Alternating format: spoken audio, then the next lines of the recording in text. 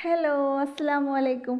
ഇന്ന് ഞാൻ എല്ലാവർക്കും ചെയ്തെടുക്കാൻ പറ്റുന്ന ഒരു അടിപൊളി ബർത്ത്ഡേ കേക്കിൻ്റെ റെസിപ്പി ആയിട്ടാണ് വന്നിട്ടുള്ളത്. നമുക്കിത് വീട്ടിലുള്ള സാധനങ്ങൾ മാത്രമേ വേണ്ടുള്ളൂ.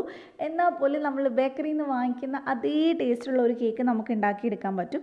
എനിക്കിത് ഒത്തിരി റിക്വസ്റ്റ് കിട്ടിയിട്ടുള്ള ഒരു കേക്കാണ്. പക്ഷേ ഉണ്ടാക്കി കഴിഞ്ഞാൽ അത്രയും ടേസ്റ്റ് ഉണ്ടാവുമോ എന്നുള്ളൊരു സംശയം കൊണ്ടാണ് ഞാൻ ഉണ്ടാക്കാത്തത്. പക്ഷേ ട്രൈ ചെയ്തപ്പോൾ അടിപൊളിയാണ് കഴിക്കാനായിട്ട്.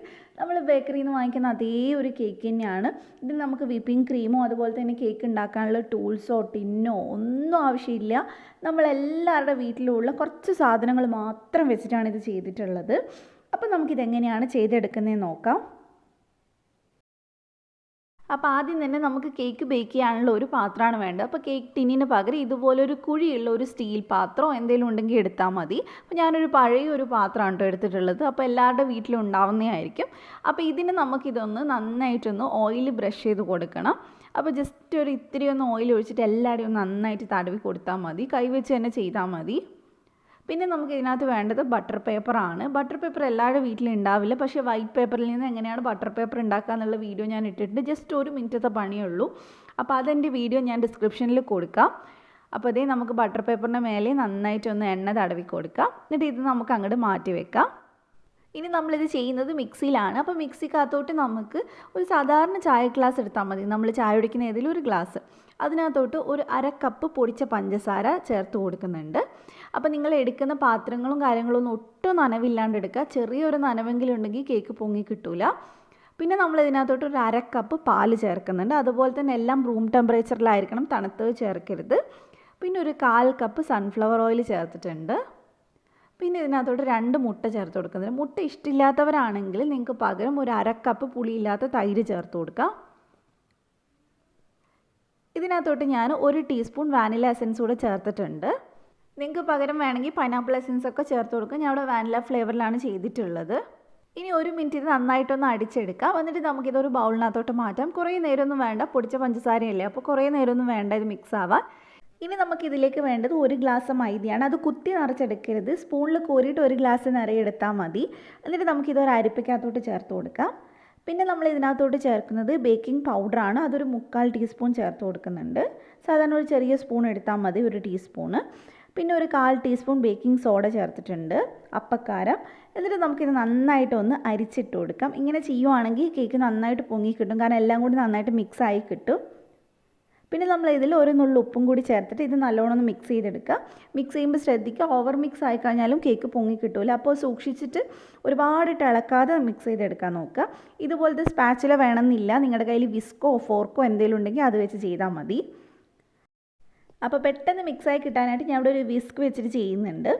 അപ്പോൾ ജസ്റ്റ് മിക്സ് ആയി എന്ന് തോന്നിക്കഴിഞ്ഞാൽ അപ്പം തന്നെ അവിടെ നിർത്തിക്കോണം. പിന്നെ വീണ്ടും ഇട്ട് ഇളക്കരുത്. അപ്പോൾ ഇത് മിക്സ് ആയിട്ടുണ്ട്. നമ്മുടെ കേക്കിൻ്റെ ബാറ്റർ ഇവിടെ റെഡിയായി. ഇനി നമ്മൾ നേരത്തെ ഒരുക്കി വെച്ചിട്ടുള്ള ആ ഒരു കേക്ക് ടിന്നല്ല, നമ്മുടെ ആ സ്റ്റീൽ ബൗളിനകത്തോട്ട് നമുക്ക് ഒഴിച്ചു കൊടുക്കാം. എന്നിട്ട് ഇതുപോലെ 2-3 തവണ നന്നായിട്ടൊന്ന് ടാപ്പ് ചെയ്യുക, ഇല്ലെങ്കിൽ എയർ ബബിൾസ് ഉണ്ടാവും.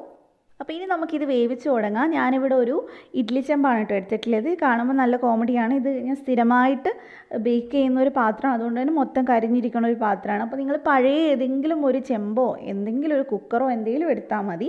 അതൊരു 10 മിനിറ്റ് ഒന്ന് പ്രീ ഹീറ്റ് ചെയ്യണം, അത് നിർബന്ധമാണ്. അപ്പോൾ ഞാൻ അതിനകത്തോട്ട് റിങ് ഇട്ടിട്ടാണ് പ്രീ ഹീറ്റ് ചെയ്തിട്ടുള്ളത്. നമുക്കിനി തുറന്നിട്ട് ഇതിനകത്തോട്ട് നമ്മുടെ ഈ കേക്കിൻ്റെ ബാറ്റർ വെച്ച് കൊടുക്കാം. നല്ല ചൂടായിരിക്കും, ശ്രദ്ധിച്ചിട്ട് വേണം നമ്മൾ ഇറക്കി വെക്കാനായിട്ട്. എന്നിട്ട് നമുക്കിതൊന്ന് അടച്ച് വെച്ചിട്ട് ഒരു ലോ ഫ്ലെയിമിൽ 25-30 മിനിറ്റൊക്കെ എടുക്കുകയുള്ളൂ ഇത് ബേക്കായി വരാനായിട്ട്. പിന്നെ ചിലപ്പോൾ നിങ്ങൾ എടുക്കുന്ന പാത്രത്തിൻ്റെ പൊക്കത്തിനനുസരിച്ച് ചെറിയൊരു ഡിഫറൻസ് ഒക്കെ വരും. അപ്പോൾ ഒരു 20 മിനിറ്റ് കഴിഞ്ഞിട്ട് തുറന്ന് നോക്കിയാൽ മതി. മാഷാഅല്ലാ, നമ്മുടെ കേക്ക് അടിപൊളിയായിട്ട് പൊങ്ങിയിട്ടുണ്ട്. കാണുമ്പോൾ തന്നെ മനസ്സിലായിട്ടുണ്ടാവും, നല്ലോണം പൊങ്ങി വന്നിട്ടുണ്ട്. ഇനി നമുക്കിത് ചൂടാറാൻ വേണ്ടി അവിടെ മാറ്റി വെക്കാം. ആ സമയം കൊണ്ട് നമുക്ക് കേക്കിനുള്ള ക്രീം ഉണ്ടാക്കണം. നമ്മൾ ക്രീം ഉണ്ടാക്കാൻ വേണ്ടി എടുത്തിട്ടുള്ളത് 1 കപ്പ് ഡാൽഡയാണ്. അപ്പോൾ ഡാൽഡ അതുപോലെ തന്നെ ഞാൻ കുത്തി നിറച്ചിട്ടില്ല, സ്പൂൺ വെച്ച് കോരി 1 ഗ്ലാസ് എടുത്തിട്ടുള്ളതാണ്. അപ്പോൾ അത് നമുക്ക് ഈ നന്നായിട്ടൊന്ന് മിക്സ് ചെയ്തെടുക്കാം. ഡാൽഡ എടുക്കുന്ന സമയത്ത് നിങ്ങൾ ഫ്രിഡ്ജിൽ വെച്ചിട്ടുള്ള ഡാൽഡ ആണെങ്കിൽ 1 മണിക്കൂറെങ്കിലും പുറത്തെടുത്ത് വെച്ചിട്ട് വേണം എടുക്കാനായിട്ട്. അതുപോലെ തന്നെ ഇതുപോലെ നല്ല കട്ടിയായിട്ട് ഉണ്ടാവുക, ഇളക്കുന്നതിനനുസരിച്ച് അത് റെഡി ആയിക്കോളും. നമ്മൾ സാധാരണ ഈ മുട്ട വെച്ചിട്ടുള്ള വിപ്പിംഗ് ക്രീം പോലെ ഒരുപാട് നേരം ഇട്ട് ഇളക്കി മിക്സ് ചെയ്യേണ്ട ആവശ്യമൊന്നുമില്ല. 1-2 മിനിറ്റ് കൊണ്ട് തന്നെ നമുക്ക് അടിപൊളിയായിട്ട് നല്ല തിക്കായിട്ടുള്ള ക്രീം കിട്ടും. അപ്പോൾ അതേ ഡാൽഡ നല്ലോണം സോഫ്റ്റായി വന്നിട്ടുണ്ട്. ഇതുപോലെ നല്ല ക്രീം പോലെ നല്ല സോഫ്റ്റായി വന്നാൽ മതി. 1 മിനിറ്റൊക്കെ ആകുമ്പോഴേക്കും അത് റെഡിയായി കിട്ടും. ഇനി നമുക്ക് ഇതിനകത്തോട്ട് വേണ്ടത് പൊടിച്ച പഞ്ചസാരയാണ്. അപ്പോൾ ഞാനതൊരു 1/4 കപ്പ് എടുത്തിട്ടുണ്ട്, 1/4 ഗ്ലാസ് എടുത്തിട്ടുണ്ട്.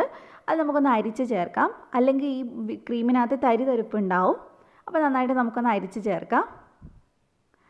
നമ്മൾ സാധാരണ ബേക്കറിയിൽ നിന്നൊക്കെ വാങ്ങിക്കുന്ന ബട്ടർ ക്രീം വെച്ചിട്ടുള്ള കേക്ക് എന്ന് പറഞ്ഞത് ഏകദേശം ഈ ഒരു ടേസ്റ്റ് തന്നെയാണ്. ഏകദേശം അല്ല കേട്ടോ, സെയിം ഈ ടേസ്റ്റ് തന്നെയാണ് വരിക. കാരണം അവർ ഇത് വെച്ചിട്ട് തന്നെയാണ് കൂടുതൽ ചെയ്യുന്നത്, അല്ലാതെ ബട്ടർ വെച്ചിട്ടല്ല. നമ്മൾ ഓരോ പീസ് കേക്കൊക്കെ വാങ്ങിക്കാറില്ല ബേക്കറിയിൽ നിന്ന് 10-12 രൂപയൊക്കെ കൊടുത്തിട്ട്. അപ്പോൾ അതിൻ്റെ ആ ഒരു ടേസ്റ്റ് തന്നെയാണ് ഈ കേക്കിന് ഉണ്ടാവുക. അപ്പോൾ നമ്മളിത് പഞ്ചസാര ചേർത്തിട്ട് ഇനി മിക്സ് ചെയ്യാം. മിക്സ് ചെയ്യുമ്പോൾ കുറച്ച് കട്ടിയായിട്ടാണ് ഉണ്ടാവുക. ജസ്റ്റ് ഒരു 10 സെക്കൻഡ് കൊണ്ട് തന്നെ അത് ക്രീം നന്നായിട്ട് മിക്സ് ആയി വരും. നന്നായിട്ട് 1 മിനിറ്റ് ഒന്ന് ഇളക്കി കൊടുക്കുക. നല്ല സോഫ്റ്റായി കിട്ടിയാൽ മതി ക്രീം. അപ്പോൾ അതേ നിങ്ങൾക്ക് കാണുമ്പോൾ മനസ്സിലാവുന്നുണ്ടാവും, നല്ല സോഫ്റ്റ് ആയിട്ടുണ്ട്, നല്ല ക്രീം പോലെ ആയിട്ടുണ്ട്. നല്ല കട്ടിയിൽ നമ്മൾ വിപ്പിംഗ് ക്രീം പോലെ തന്നെയാണ് ഉണ്ടാവുക. ഇനി ഇതിനകത്തോട്ട് ഞാൻ വാനില എസൻസ് ചേർക്കുന്നുണ്ട്. അത് ചേർത്താൽ മാത്രമേ, എന്തെങ്കിലും ഒരു എസൻസ് ചേർത്താലേ ആ കറക്റ്റ് ടേസ്റ്റ് കിട്ടുള്ളൂ, ഇല്ലെങ്കിൽ ഡാൽഡൻ്റെ ടേസ്റ്റ് ഉണ്ടാവും. അപ്പോൾ ഒരു 1/2 ടീസ്പൂണോളം ഞാൻ ചേർത്തിട്ടുണ്ട്. പിന്നെ ഞാനൊരു 3-4 ഡ്രോപ്പ് യെല്ലോ ഫുഡ് കളർ ചേർത്തിട്ടുണ്ട്. അത് ഓപ്ഷനിലാണ്, കുറച്ച് ഭംഗിക്ക് വേണ്ടി ചേർത്തന്നേ ഉള്ളൂ. എന്നിട്ട് നന്നായിട്ട് നമുക്കിതൊന്ന് മിക്സ് ചെയ്തെടുക്കാം. അപ്പോൾ ഇത്രയേ ഉള്ളൂ, സിമ്പിളായിട്ട് നമ്മുടെ ക്രീം ഇവിടെ റെഡി ആയിട്ടുണ്ട്. ഡാൽഡൻ്റെ ടേസ്റ്റ് ഒന്നും ഉണ്ടാവില്ല, നമ്മൾ ശരിക്കും ബട്ടർ ക്രീം കഴിക്കുന്ന അതേ ടേസ്റ്റ് തന്നെയാണ് ഉണ്ടാവുക. അപ്പോൾ നമുക്കിനി ക്രീം അവിടെ മാറ്റി വെക്കാം, നമുക്കിനി ഫ്രോസ്റ്റിംഗ് ചെയ്യണം. അപ്പോൾ നമ്മുടെ കേക്ക് ചൂടൊക്കെ ആറിയിട്ടുണ്ട്, നമുക്ക് ഈ പാത്രത്തിൽ നിന്ന് എടുത്ത് മാറ്റാം. നല്ല പെർഫെക്റ്റായിട്ട് നല്ല പഞ്ഞി മാതിരിയാണ് നമ്മുടെ കേക്ക് ഉള്ളത്. നല്ലോണം പൊങ്ങിയൊക്കെ വന്നിട്ടുണ്ട്, അതുപോലെ തന്നെ കരിഞ്ഞിട്ടൊന്നുമില്ല. ഇനി നമുക്ക് അടിയിലുള്ള ആ ബട്ടർ പേപ്പർ ഒന്ന് മാറ്റി കൊടുക്കാം. അപ്പോൾ ഇനി നമുക്ക് ക്രീം ഒന്ന് തേച്ച് കൊടുക്കാനായിട്ട് ഇതുപോലെ ഞാനൊരു ടേൺ ടേബിൾ ഉണ്ടാക്കുന്നുണ്ട്. നമ്മൾ നേരത്തെ വെച്ചിട്ടുള്ള ബൗളൊന്ന് തിരിച്ച് വെച്ചതാണ്, തിരിച്ചിട്ടോ അല്ലാണ്ടോ എങ്ങനെയായാലും കുഴപ്പമില്ല. അതിൻ്റെ മേലെ ഇതുപോലെ ഒരു സ്റ്റീൽ പ്ലേറ്റ് വെച്ചാൽ മതി. അപ്പോൾ നമുക്ക് ടേൺ ടേബിളായി.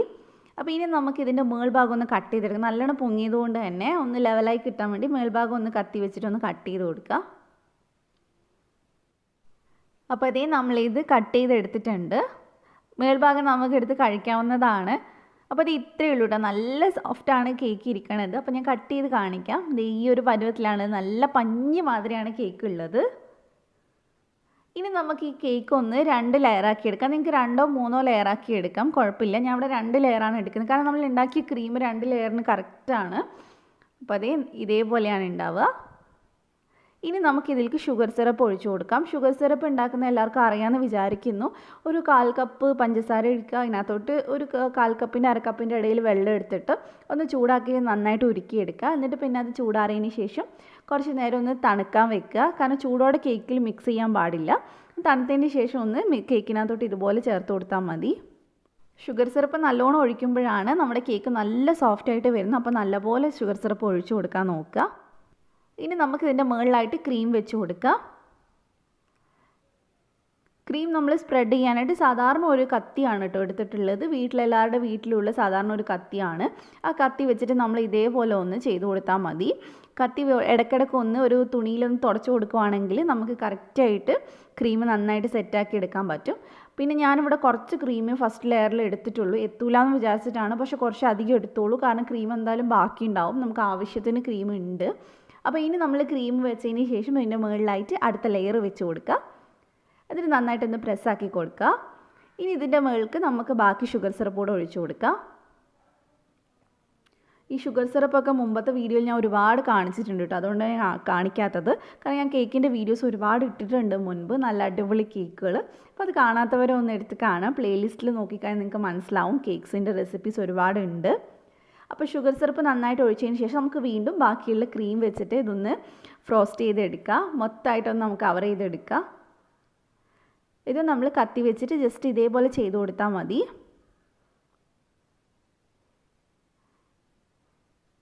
ഇടയ്ക്കിടയ്ക്ക് നന്നായിട്ട് ഇതൊന്ന് തുടച്ചു കൊടുക്കുക, കത്തി നന്നായിട്ട് തുടച്ചു കൊടുക്കുക.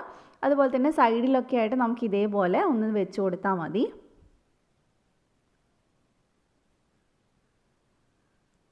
ഫുള്ളായിട്ട് നമുക്കൊന്ന് കവർ ചെയ്തെടുക്കാം. അപ്പോൾ കേക്ക് ഏകദേശം ഒന്ന് നന്നായിട്ട് ഫുള്ളായിട്ട് കവറായിട്ടുണ്ട്, നല്ല അടിപൊളിയായിട്ട് റെഡി ആയിട്ടുണ്ട്. ഇനി നമ്മൾ ഇതിനകത്തോട്ട് ജസ്റ്റ് കുറച്ചൊന്ന് ഡെക്കറേഷന് വേണ്ടിയിട്ട് കുറച്ച് ചോക്ലേറ്റ് ചേർക്കുന്നുണ്ട്. ഞാൻ ചോക്ലേറ്റ് ഗ്രേറ്റ് ചെയ്തതാണ്. ഇതിന് പകരമായിട്ട് നിങ്ങൾക്ക് ഓറിയോ ബിസ്ക്കറ്റ് പൊടിച്ചിട്ട് ചേർത്ത് കൊടുക്കാം. കാരണം ചോക്ലേറ്റ് എല്ലാവരുടെ കയ്യിൽ ഉണ്ടാവണമെന്നില്ല. അപ്പോൾ ജസ്റ്റ് ഇതേപോലെ ഇട്ട് കൊടുത്താൽ മതി. ഇതെല്ലാം കഴിഞ്ഞിട്ട് നമ്മൾ ക്ലീൻ ചെയ്താൽ മതി സൈഡ്സൊക്കെ. അപ്പോൾ നന്നായിട്ട് എല്ലായിടെയും ഞാൻ വെച്ചിട്ടുണ്ട്. ഇനി ഞാനിതെടുത്തൊരു പ്ലേറ്റിനകത്തോട്ട് മാറ്റുകയാണ്. ഇതേപോലെ നമുക്ക് കത്തി അടിയിലോട്ട് കയറ്റിയിട്ട് ഇതുപോലെ എടുത്ത് പ്ലേറ്റിനകത്തോട്ട് മാറ്റാം. അപ്പോൾ അതേ നമ്മുടെ കേക്ക് ഇവിടെ റെഡി ആയിട്ടുണ്ട്. ആ ചോക്ലേറ്റൊക്കെ നന്നായിട്ട് സെറ്റായിട്ടുണ്ട്.